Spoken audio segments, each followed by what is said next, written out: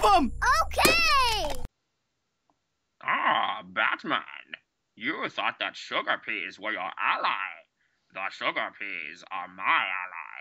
I was raised in the sugar peas. I was molded by them. The sugar peas are my boyfriend. I eat the sugar peas all the time. I love sugar peas. Okay. Okay. That's not gonna work. Let's just go from here. Okay. Well, that was a industrious start to our first podcast. Hi, everybody. Hi. My name is Xander Graham. I am Nathan Soros. And this is our attempt at a professional level podcast that we put on the internet so you can listen to us talk about the things that we like, which is a lot of stuff. A lot of incredibly nerdy stuff and a lot of terrible Bane impressions, probably. I thought it was pretty good. Yeah, I'm pretty proud of it. All right. Still, though, that is basically what we're going to be doing here.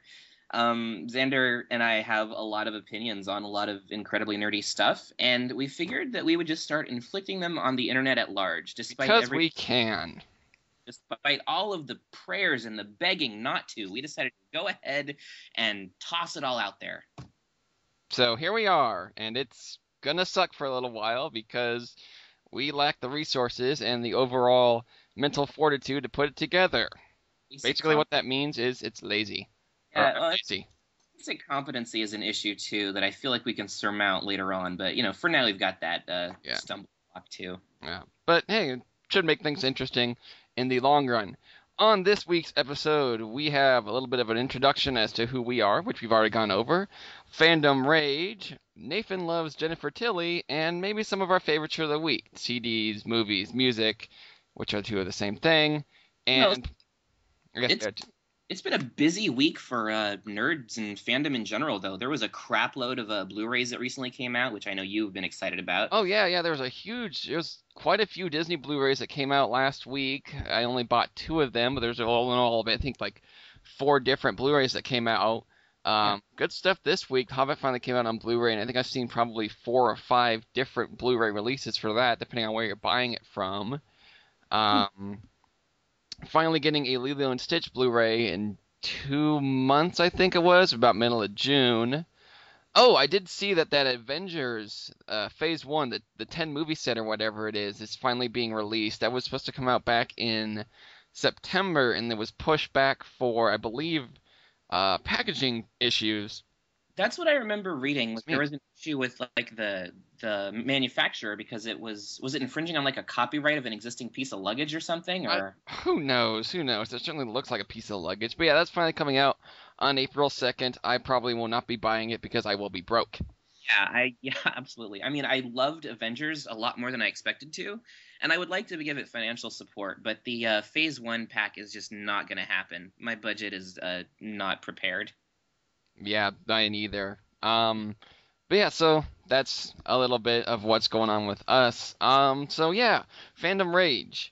Nathan and I are actually both writers, and since we grew up with a lot of the same similar stuff, we like to bounce projects back and forth. And Nathan actually writes a series called Magical Ace, which is kind of a homage/parody of the Magical Girl and Mecha anime series, and for me, Power Rangers was a huge part of my childhood, and so I wanted to go and write a similar situation, a parody or homage to the Power Rangers and the Super Sentai series as, costume heroes and the like, and things like that.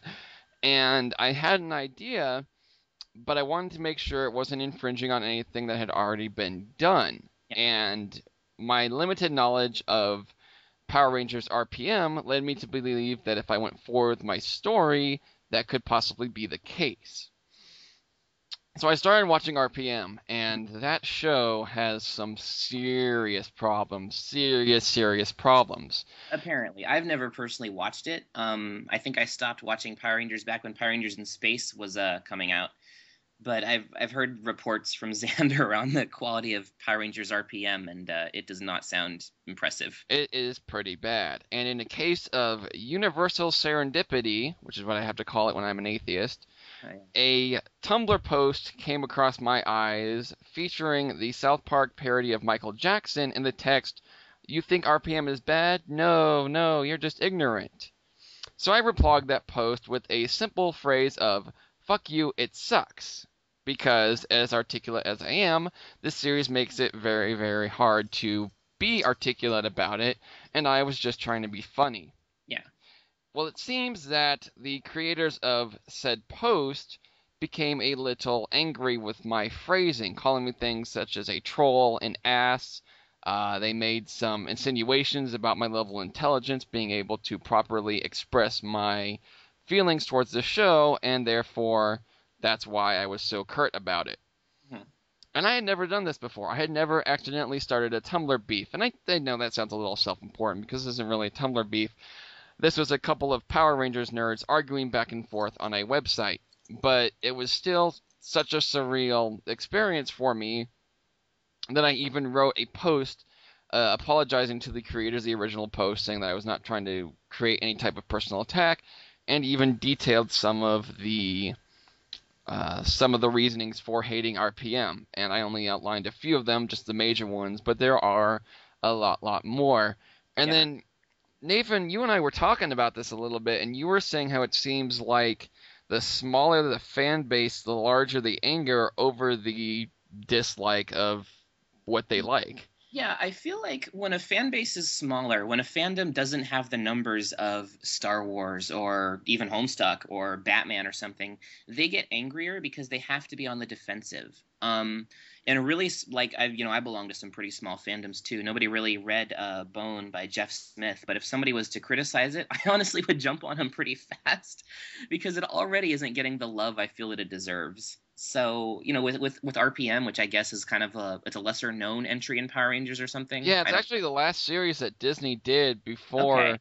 Saban bought the rights, and I don't know much of the backstory behind that, Okay. but after watching probably a good half of the series so far, I wouldn't be surprised if the poor ratings on RPM were the reason why Disney decided to give them back to Saban. That's entirely possible. But I mean, that's if it was the last one and it's kind of obscure for that reason, I can understand the fandom wanting to protect it a little. Whereas with something like Star Wars, I mean, you log on to the internet, you're going to see Star Wars hate every single day. And Especially now. Yeah, especially now. But you can't let that kind of stuff affect you if you're a fan of Star Wars because holy crap, it's everywhere, including from within the fandom itself. So small fandoms get angrier about any criticism. Larger fandoms get angrier about smaller aspects of the fandom. That's why Star Wars fans can be up in arms about midichlorians, but they're not going to be as upset about some celebrity saying, "Oh, Star Wars sucks." They're not going to disown that celebrity entirely for the most part because, lots of people say Star Wars sucks. I don't think that it does, but it's a big property. There are going to be people that don't like it. Yeah, and that eventually feeds back into the whole Star Wars versus Star Trek fight, and I've never really been a big proponent of that either. Yeah. Mainly because I haven't watched a lot of Star Trek, and from what I've watched, I like.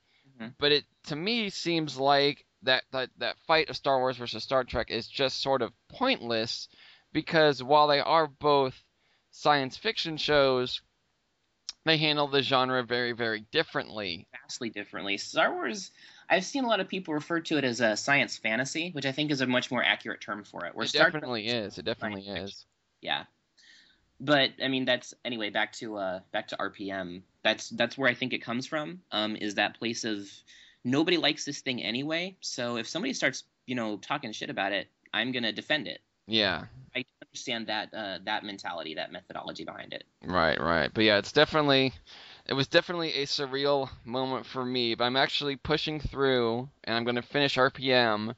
And then I've watched a little bit of Power Rangers Samurai, which is of course the series that Saban first produced after getting the rights back, and that one wasn't very great either from what I saw. But I'm going to fully rewatch that, and then I'll start catching up with Megaforce. But I've actually been watching Kyo Ryuger, which is the current Sentai series airing in Japan right now.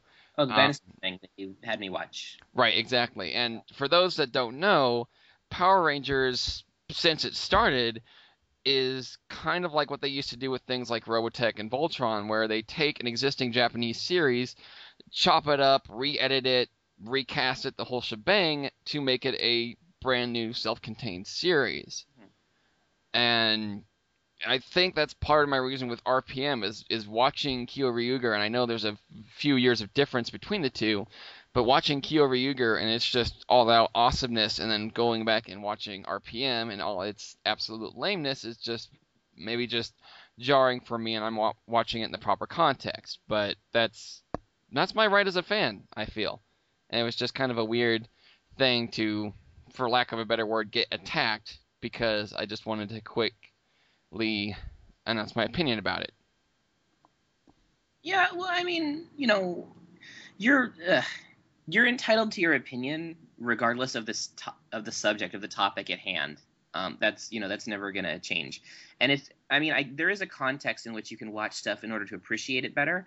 But if you don't like something, if it doesn't appeal to you, it just doesn't. And you don't have to make too many apologies for that, I don't think. Could you have avoided incurring the wrath of an entire fandom? It's possible. Were you in the wrong to say I don't like it? I don't think so. Yeah, so yeah, that was just a weird bit of internet interaction for me. Oh yeah. Yeah. Yeah, and Tumblr in general is a very contentious place. It so, is. I've been impressed that you've avoided Tumblr drama for as long as you have, although those days sadly have ended. Yeah, but I think part of that's just because I'm lazy and don't tag 95% of the stuff I reblog or post or anything. You're not very good at Tumblr, which helps you kind of stay I'm under the not radar. very good at Tumblr. I'm awesome at Twitter, though. You're really good at Twitter, yeah. We could do a whole thing on social networking because we both have very different strengths and weaknesses with social networking. But yeah, Tumblr is not your strongest suit. And I think this argument that you got into kind of bears that out. Yeah, so word to the wise, don't hate on RPM. You can dislike it, but I don't recommend hating on it, at least not on Tumblr. Well, at least, you don't tag it, add more stuff to your arguments or whatever. Do whatever you got to do to cover your butt. You can hate on stuff, but if you put a little padding around it, you're going to be a little bit safer from people yelling at you back. Yeah. So that's my RPM saga. Getting out of fanboy rage with one last bit of fanboy rage. Nathan, you were telling me that you were looking at the Monsters University stuff, and you did not see any mention of Celia anywhere. What's going on there? I am far more bothered about that than I have any right to be, and this actually was caused by Tumblr. I saw, I follow a bunch of blogs that just reblog GIFs of, little clips from the movies. Right. Things that are like a couple seconds in length, and one of them was Celia from the first Monsters Inc. film doing her scowl, and then the snakes that compose her hair are scowling too, and they're rattling because that's a great moment. A fantastic moment because they handle a one-eyed scowl really cleverly, and they also, they just use the sight gag that is her hair is snakes just to perfection. And when I posted that back on my own personal Tumblr, I thought to myself, wait a minute, we've seen young Mike, we've seen young Sully, we've even seen young Randall, which precious young Randall, Randy Boggs. I don't know how I feel about that, but all of that is to say we haven't seen any mention of Celia, any hints that she's like some campus cheerleader that Mike is going to fall for or that in the film at all. And then I was like, wait a minute, they're super cute together. They're adorable. And I love Jennifer Tilly's voice, and I want her to be in my Monsters Inc. film, my Monsters University film. And I texted Xander in a moment of distress. I believe I said everything in all caps, which I do when I'm distressed. When I'm distressed. And I was like, we haven't seen any mention of Celia being in this film, and I got a little sad about that. I guess that's the thing I'm being a fanboy about. That everyone is Rousdower. Yes, that is Zap Rousdower, Nathan's cat. He's named after a character from Mystery Science Theater 3000 film. I'm gonna grab him really fast because he might just be complaining that I'm not, petting him. Okay, yeah, grab him. Go ahead and grab him. And I'll kind of talk while you're doing that. One thing that I was talking to Nathan about regarding Celia and her character was that I thought in Monsters Inc. they sort of touch on how she and Mike met, and I've been thinking over it more, and I think they just kind of talk about their first meeting in terms of the way they felt. They don't actually mention where they were, so it's possible that they met while after they had graduated college. And of course, it would have been nice to throw her in because she is, oh, pardon me, she is a semi-integral part to the plot of the movie, at least. And I'm back, by the way. Okay, hello, Nathan's back from King His Cat. Yeah. But yeah, No. she is a semi-integral part to the movie, so it's just kind of weird that they left her character out. But perhaps it's to help flesh out the stories for Mike and Sully and Randall on their own, as well as kind of spotlight some new characters. But I guess we'll see when that movie comes out, which I think is sometime in June. I believe so. Well, and there's lots of reasons to do stuff like that. You know, Toy Story 3 came out, and Bo Peep was written out of the film because they couldn't come up with a realistic reason Andy would have his little sister's lamp along with all of his other toys. You know, Boo is not going to be in Monsters University because this prequel takes place long before she was born. There are some people that have a theory that there will be kind of a bridge story where it's like Sully is telling Boo the story of how he met Mike in college, but that's the only way Boo would show up in the film. So the only way for Celia to show up is if they make her a college friend or if they toss her in at the end as somebody Mike kind of meets. So it's possible she may just not show up in the movie.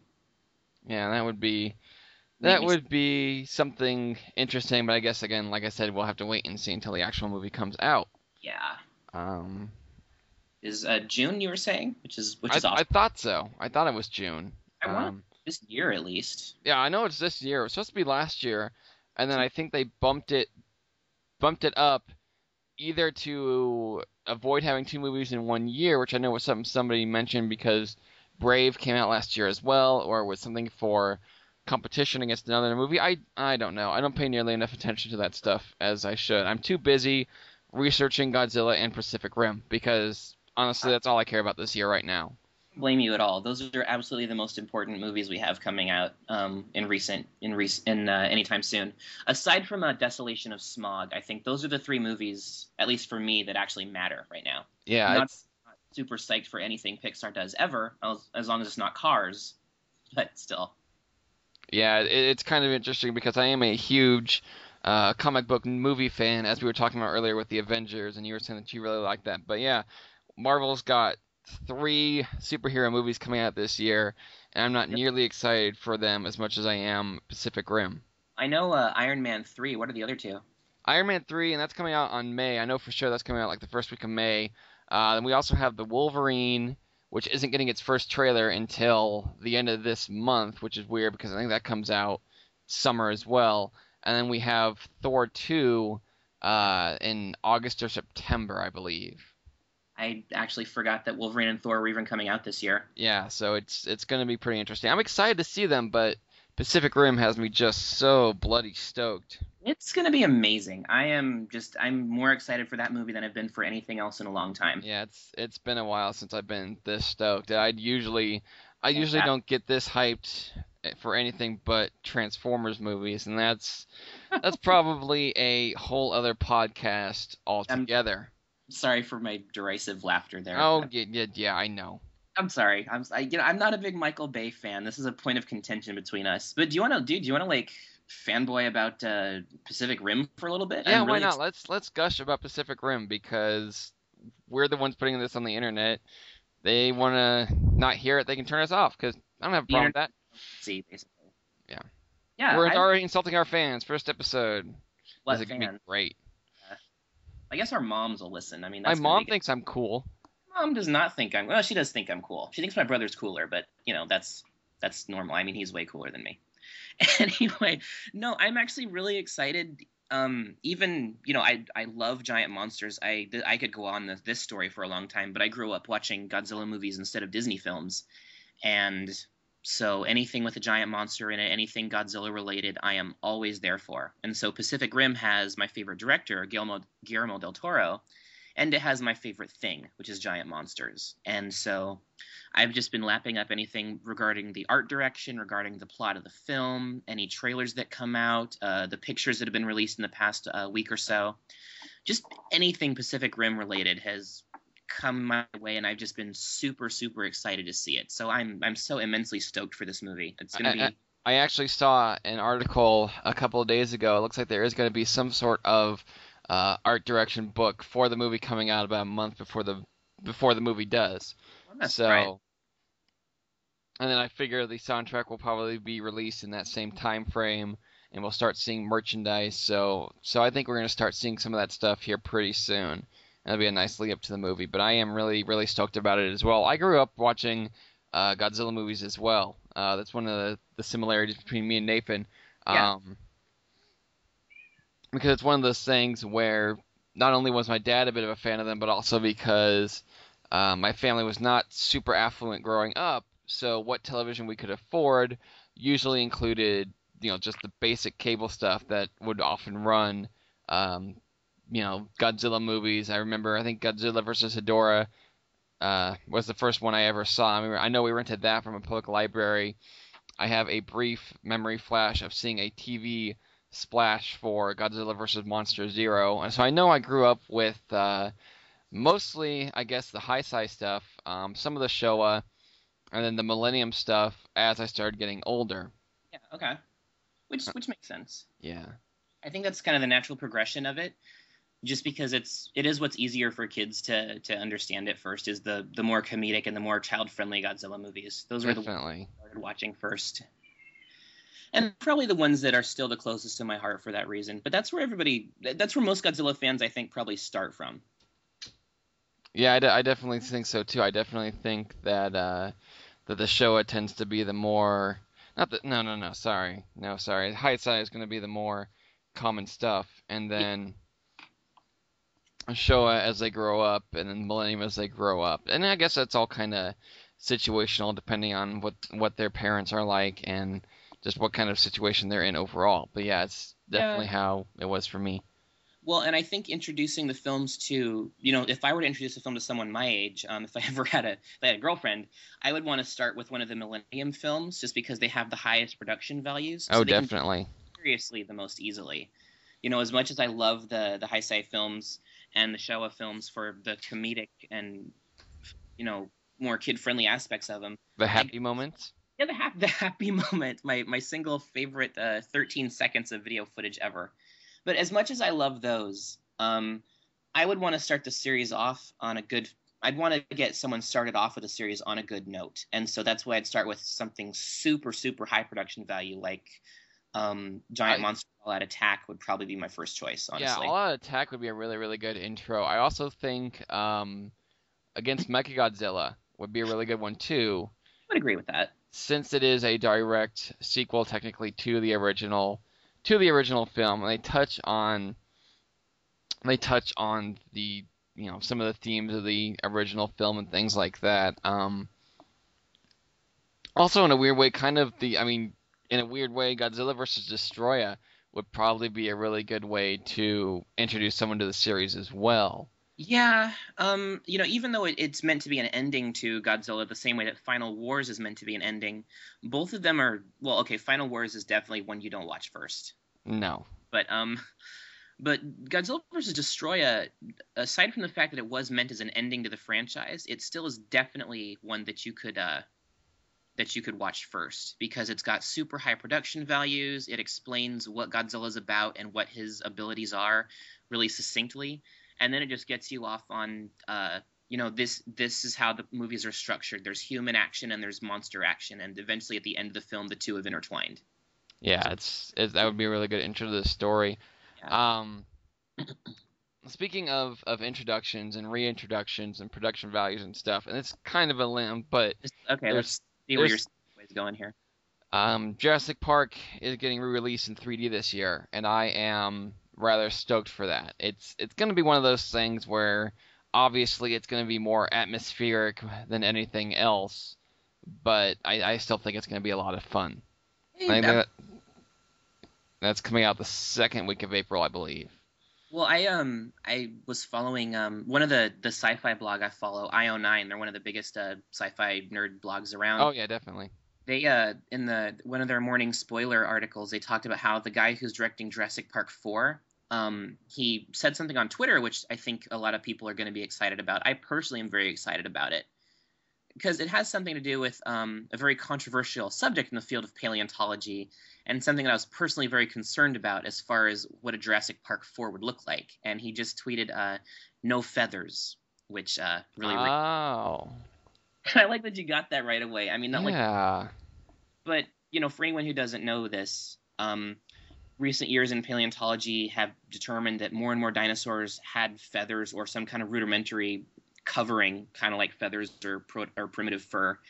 And so I was really concerned we were going to get a bunch of feathered raptors jumping around like turkeys. Because we did have that in Jurassic Park 3. It was handled decently in 3. I mean, they just had the quills and they had different coloration. They weren't covered in feathers, which is what my fear has been so far. But the director of Jurassic Park 4 is going to go with stylistic consistency over paleontological accuracy, which I think is a fair decision. Yeah, so it sounds like he's kind of following continuity of the universe rather than continuity of real life, which, considering it's Jurassic Park, I don't blame him. Yeah, well, and I mean, there have been pretty big departures from continuity before. There's a lot of dinosaur nerds that will talk about how the raptors are way larger than they should be, or they're actually Deinonychus, or the Spinosaurus could not have killed the Tyrannosaurus, all kinds of stuff that you can nitpick about. But I want to hear more about this Spinosaurus couldn't kill the T-Rex. What's the point of contention there? Because I'm pretty sure Spino was bigger than T-Rex. Actually look it up, because I remember being really involved not involved because I didn't have the internet at the time, but I remember being really, really curious about this when the film came out. And I'm gonna pull up the Wikipedia article here because I remember this mini controversy. Okay, yeah, if you want to pull that up. I am doing that as we speak. But yeah, it's interesting just what Jurassic Park on the whole has been like, kind of observing it versus the growth in paleontology. Oh, now I'm sad because they were gonna use do you know what dinosaur they were considering instead of Spinosaurus? What's that? My favorite dinosaur in the entire world. Really? They were going to use baryonyx. They were apparently during production they considered using baryonyx as the dinosaur that was not like the new T-Rex. They wanted to have something that was recognizably different from the T-Rex right off the bat, and that's why they went with Spinosaurus. Right. Because the back is just so noticeable. Yeah, definitely that makes sense because baryonyx is, well, vastly different from T-Rex. He is quite a bit smaller. I don't think he would have been quite as menacing. I think they would have made him larger. I think they would have had him be T-Rex size. But looking at just his silhouette in the Jurassic Park logo, he wouldn't have been noticeable enough. You wouldn't have been able to tell right off the bat, this is not the Tyrannosaurus. Yeah, that's true.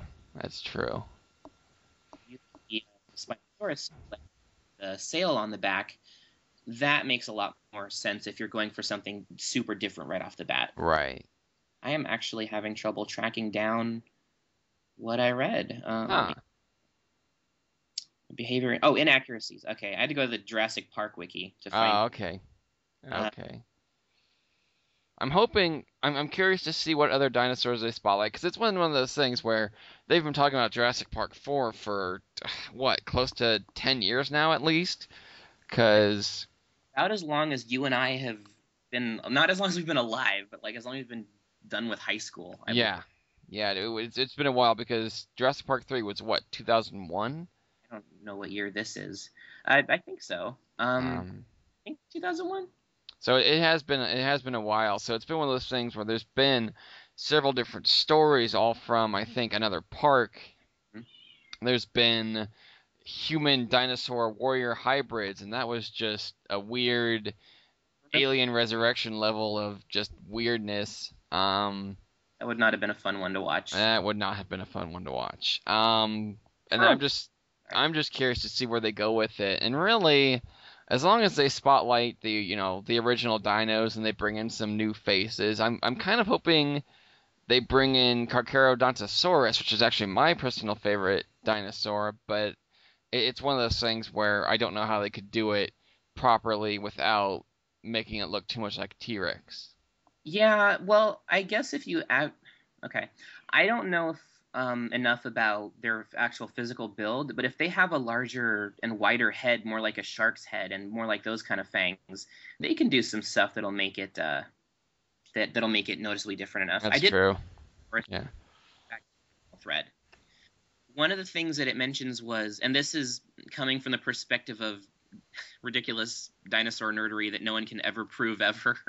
um, since the fight opened with the T-Rex biting the Spinosaurus's neck, and the T-Rex is believed to have such a powerful bite, it supposedly should have been able to kill the Spinosaurus immediately and not have lost that battle. Okay, so that's the point of contention, is that the T-Rex, while smaller, should have still been able to kill it because of the power and the overall first strike.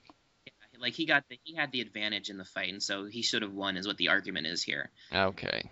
I don't know enough about, sadly, I don't know enough about dinosaurs to have a say in that fight. Yeah, that's a level of science mastery that nobody has time for.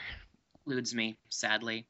But yeah, Jurassic Park 4 looks like it's going to be fantastic. Mhm. In that same vein, Pacific Rim has me super excited for anything Guillermo del Toro is ever going to do. And Jennifer Tilly not being in movies makes me sad. I think those are the salient points we've covered so far. Yeah, yeah, that was a great cohesive podcast. So I think we're just about ready to wrap up here. I guess kind of close out on what we're watching this week. I know I finally gave in and started watching Bravest Warriors. Well, I say started watching, but season 1 has finished its run. It is all on YouTube at youtube.com/cartoonhangover. / Bravest Warriors, either one. I think I like to go to Bravest Warriors directly because that gives them the hits, and Cartoon Networks or Cartoon Hangover sees specifically that that's what's getting your attention, so they're more likely to support it. But you can find it in either. That makes sense. Yeah, yeah. For those of you who don't know what Bravest Warriors is, it is a show created by Pendleton Ward, who created, of course, Adventure Time. And then it's run by the guy who helped create Dr. Tran, and his name eludes me at the moment, but he actually does some voice work from the series, so he actually, you can actually recognize him when he's doing his old people voices, and it's pretty hilarious hearing Leland's grandmother as one of the characters, and it's just all I can hear when I hear her voice is her running over all kinds of little boys and talking about Greg Kinnear and all this stuff. It's just a very weird combination of animation and humor, and it's exactly what it is, which is basically Pendleton Ward with semi-unlimited limits, because I have heard some minor profanity and things like that. So it's pretty fun. Bravest Warriors, Pendleton Ward's done a lot of really good stuff with Adventure Time. With Bravest Warriors, he has a chance to be more science fiction-y and do stuff that's not as kids friendly, because he's doing it on a channel that's entirely hosted online. And so what he's done is create kind of an Adventure Time meets Futurama story about these 4 kids who basically go from planet to planet, not solving mysteries exactly, but fighting aliens and righting wrongs and stuff. And a gradual overarching plot is revealed involving time travel and interdimensional warps. And the big thing that everyone's talking about with Bravest Warriors is a character named Catbug, who you actually might have heard at the beginning of this podcast, because that's pretty much our favorite thing this week is his voice, which is Catbug, which is fun. Yeah, and he's actually performed by, I think the kid's about 6 years old, so it's turned 7 actually, is what if I remember right. Yeah. Okay. But yeah, so it is done by a young kid, who's actually a pretty decent actor. I know he's only reading, absurd lines, but for what it's worth, it comes across very well. But yeah, Catbug is he's really become the fan favorite character because he's really cute, his voice is really cute, and the writers seem to enjoy giving this little kid fun stuff to yell really loudly and excitedly. And then I honestly think a big part of it was due to the fan outcry or the fan reaction to Catbug, that they made the season finale, they named it after him and gave him lines like every minute or so. He has a huge focus in that episode too. I won't spoil it, but yeah, he's the focus of the episode, which is why it's named Catbug. And I just thought it was really, really well done. It's a very since it's not on TV, I can't say it's one of my favorite TV shows, but it's a very well put together little animated series, and I highly recommend it. At least checking out the first couple episodes, just to kind of see how you feel. If you like Futurama, if you like Adventure Time, and you feel like a combination of the two would be really funny, that's basically Bravest Warriors. Yeah, I definitely agree with you there. Other than that, we said The Hobbit came out, and I actually watched it. I actually picked it up because I didn't get a chance to see it in the theaters, and I really like it. I am one of the people that didn't like it as much as Lord of the Rings, but again, they're two sides of the same dice, if that makes any sense. Dice have many more. I think, yeah. I guess if there's 6 movies and there's 6 sides to a dice, that does still work. It does still work, huh? But I do gonna- still like Lord of the Rings more. I definitely think The Hobbit's going to be a very, very nice series, but it's not going to reach the same prestige that Lord of the Rings did. I like The Hobbit more because it has a dragon in it. Honestly, is the main reason I'm going to be more excited about it. And because at this point they sadly are cashing in on my 10-year-old nostalgia for the first series. So it's Yeah. it's almost like the prequel trilogy for Star Wars, except not horrible. Right, and that's another point of contention for us because I actually like the prequels for what they are. I, of course, have changed my opinion recently because I finally got to see them again, and there are again some serious problems, but I don't hate them. I wouldn't say I hate them. I would say that I constantly deride them and I am very mean about them and that I am super unkind to people that like them. I hate them. Um, there's really good ideas in there, and we do a whole podcast on my opinions of George Lucas and his creative process and ways that people need to start telling him his ideas are not good sometimes. I don't know if we're gonna get any more of his ideas now though. With Disney acquiring LucasArts and then himself saying he's stepping down from making the big budget movies, I'm not sure how much more of his ideas we're going to see because I'll be quite honest with you, I don't think I want to see anything independent with his name on it. I would watch some non-Star Wars stuff Lucas did. I mean, I'm still going to watch another Indiana Jones. I do remember reading that he tried to retain a little creative control over Star Wars, which I don't blame him for because it's his baby, one of his babies. It's his largest baby. It's the one that he gives the most food to. He kind of keeps the others like locked in the attic. But Star Wars gets to hang out in the living room. Star Wars goes to the mall with him. He loves Star Wars. Star Wars is the good baby. This is a terrible analogy. It's one of the few instances where the middle child is actually the star because I think in terms of stuff that George Lucas created, Star Wars kind of fell in the middle there because I thought that what is that? There's one about an android and that name escapes me, and then there's some other stuff. I think Star Wars kind of is the middle child in that instance. Yeah, there's a THX 1138. That's what it is. You ever see those numbers written anywhere in a film? It's a reference to a very influential science fiction movie. There have been Pixar movies where that number has shown up, like on lockers and stuff. There's a couple battle droids in Star Wars Episode 1 that have that designation on their backs. So that's a thing. But that would be, I guess, his first big project. And then, are you thinking then Star Wars and then Indiana Jones is like the youngest child? Yeah, that's what I'm thinking. And then, I can't remember if he worked on Willow or not. I thought he did, but now I can't recall. I honestly don't know. I've never seen Willow. I've only seen a review of it, so I've only seen snippets. About it. I mean, yeah. This is I've heard stuff, but I don't know if I'd even like it or not. Yeah, it's interesting. Anyway, oh, what have you been playing lately? Let's kind of end on what you've been playing as far as video games, and then we'll just kind of wrap it up. Let's start this off with as shameful a confession as possible and say I've been playing a lot of iPhone games.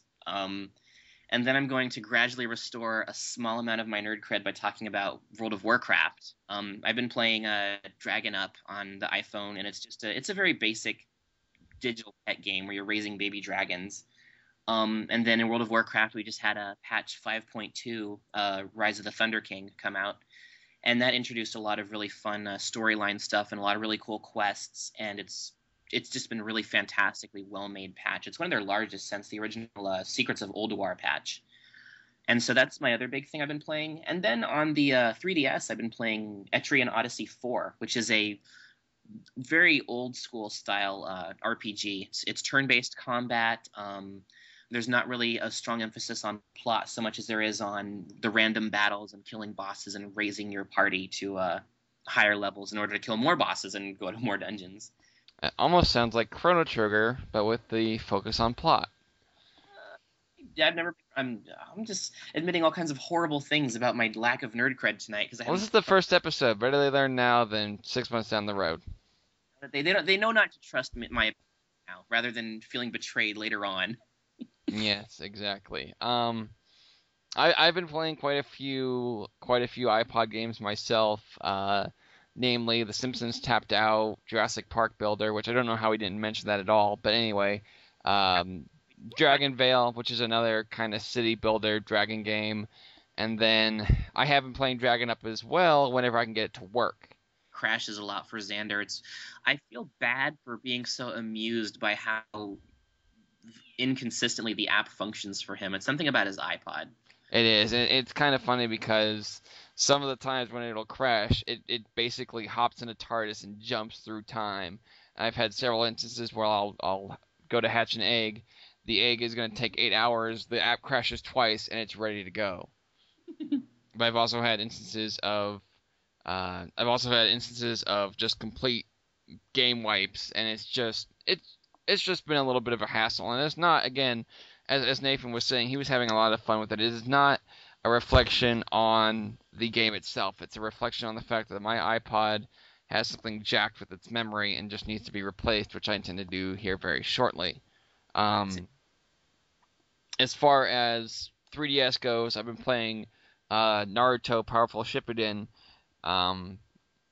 just because, thanks to a couple of guys on the internet named Game Grumps, I have started getting back into Naruto again in terms of just the storyline and just kind of the wacky action that it is. And it's actually it's storyline based. It takes its plot from the Naruto Shippuden anime, but it's also kind of tied into, I guess there's a spin-off in Japan now focusing on another ninja named Rock Lee, and so it kind of takes those two storylines and runs them side by side, and it's easy to switch back and forth. And it's got a super deformed art style, and the writing is just it's just very bizarre. It breaks the fourth wall a lot. It's got some really absurd jokes. My favorite one so far has been the ninja Rock Lee and an enemy ninja named Kisame, who's actually a giant shark guy, urinating next to each other. And it's just the way they handle these situations is just so perfect and zany, and it's been a lot of fun.